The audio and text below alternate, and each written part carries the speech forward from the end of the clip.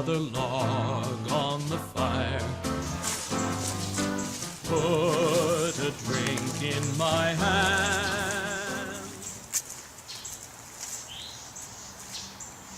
Hi, my name is David Hilburn.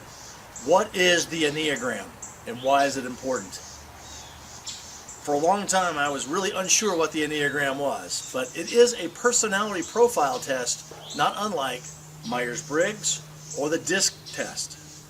For the longest period of time I thought it was something that was supernatural, woo-woo, hoo-hoo, something along those lines. However, the last 3 or 4 weeks I've discovered that the Enneagram is a very good indicator of what a personality type might be and the best ways for that personality to be able to evolve in some of the strategies that might be used for handling stress and growth. As a side note, I thought I hadn't heard about it, the Enneagram, for several years. However, my brother, who has been in business for about 30 years in corporate America as an IT company vice president, said, "Oh yes, the Enneagram. We're seeing more and more of that show up in our psychological profile request for candidates in our company." Was it validated? Maybe not, but it means it's a little bit more well known than I thought it was. So what's the Enneagram? The Enneagram might look to you as a group of arrows and numbers all pointing to each other. It might look something like this.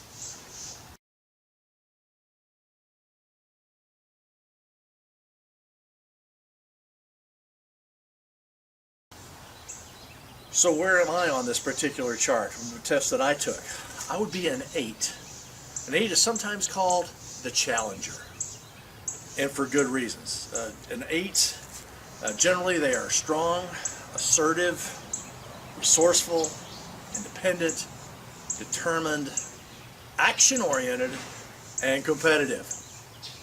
Anybody that knows me and is watching this, if you can stop laughing now, we can go on with the rest of the video.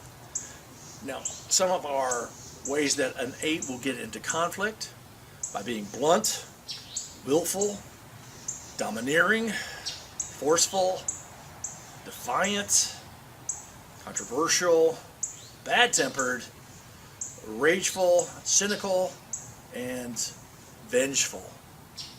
Again, in many areas of my life, military, post-military, and hopefully we're trying to smooth some of those rough edges out now, but that very much does define me. At best, what's an 8? An 8's going to be honest, heroic, empowering, generous, gentle, constructive, decisive, and giving. Again, people that know me are probably laughing if they're actually watching this particular video at this time.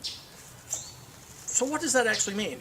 If you take that in conjunction with the DISC test, as well as the Myers-Briggs test that I've taken over the last, say, 25 to 30 years, it seems to be very coherent.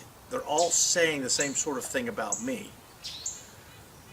So how can I use that information, or how could you use that information to go forward? I'm going to put the link in the actual video right here. If you can take a look right underneath my fingers, somewhere in there, I'm going to try to put the link in there for you to take a look at least the same test that I took. It's about a 40-minute test, several questions, and there is some cost involved, but it is exceptionally thorough. So what does this mean? Does it mean anything? Yes, I think it does give some great indicators on what can be used for doing a DISC test, the Myers-Briggs, as well as the Enneagram, if you take it all together. For an 8, under stress, we will take on problems head on, be confrontational. Me, in almost every area of my life, that is my first go-to be very honest. Most people know I fight or flight. I never knew there was a flight until just a few years ago. An 8 may also switch tactics and withdraw and strategize and quiet and secretive and be isolated. I've also done that many times. Post-divorce, career changes, personality conflicts. I've been accused of that, and rightfully so. Now, in a growth, sort of situation. What does this mean? How does an 8 react? We can turn toward people that we trust to be reassured that we are needed, that we may appear tough and very independent on the outside. That's true with me, being military.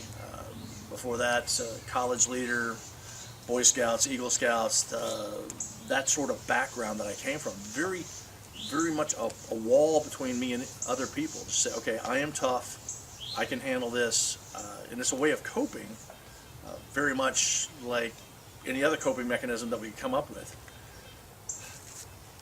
In our integration process, we could also be looking at as powerful emotional armoring. Again, putting a wall between us to someone else.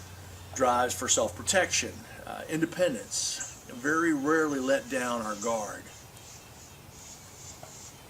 For those of you who can remember back when I was going through the Licensed Unity Teacher Program, one particular holiday season in 2010, on October 31st, I came into the Fillmore Chapel wearing the Tin Man outfit from The Wizard of Oz. I had Dorothy, I had Scarecrow, I also had the Cowardly Lion, but somehow that costume was left to me, and it was fine, but it actually may have been an indicator of some problems, or at least some issues to be resolved, that I was a little Teflon-y, a little tin between those people that needed to be close to me, and I wanted to be close to me, but I didn't have the skills at that particular time.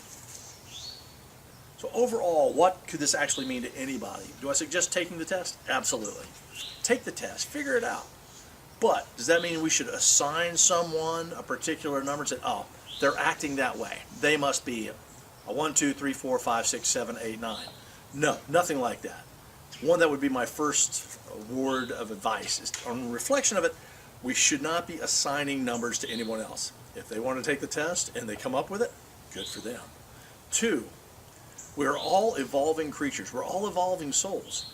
So many times in our lives, this may change. I know in my Myers-Briggs testing, that has changed. That has shifted slightly over the last 22 years. As this is the first time I'm going through a series of Enneagram tests, that may change over the next 20 years also. So we can't put someone in a box and say, this is how they're going to react every single time we deal with them. These are some ideas to keep in mind. Take the Enneagram test. Again, I'm going to put the link here at the bottom. I've had a lot to reflect on, and I hope this will cause you to reflect and maybe go inside, be introspective, and also reflective. Namaste.